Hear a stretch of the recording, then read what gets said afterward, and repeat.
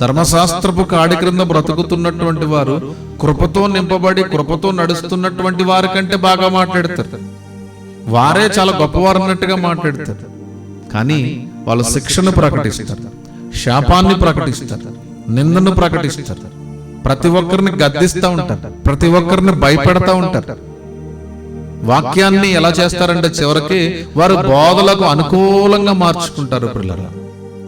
అందుకనే అంటే అంచె దినముల్లోనంట ప్రజలంటే ఎలా తయారవుతారంటే తెలుసా, విశ్వాసులు దురద చెవులు కలిగినటువంటి వారు స్వకీయమైనటువంటి బోధలకు చెవి యొక్క కాలం వస్తుందని చెప్పి బైబిల్ చెప్తుంది. అంటే వాళ్ళకు అనుకూలమైనటువంటి బోధలకు, వాళ్ళకు అనుకూలంగా విశ్వాసులను, వారికి అనుకూలంగా సేవకులను పరస్పరంగా మార్చుకుని జీవించే పరిస్థితులు ఉంటాయని చెప్పి బైబిల్ చెప్తుంది. అంటే ఏంటి, వీళ్ళు సువార్త చేస్తారు, వీళ్ళు వాక్యాన్ని చెప్తారు. వాక్యాన్ని కలిగి ఉండాలంటే ఎలాగా అని వాక్యం గురించి చాలా విషయాలు ప్రకటిస్తారు, చాలా అద్భుతమైనటువంటి వాక్యాలను బోధిస్తారు. వారు బోధిస్తూ ఉన్నప్పుడు అబ్బో ఎంత బాగా వాక్యం చెప్పారు అనుకుంటాం, కానీ వాళ్ళ ఆంతర్యంలో ధర్మశాస్త్రపు కాడే ప్రతిష్ఠించబడి ఉంటుంది.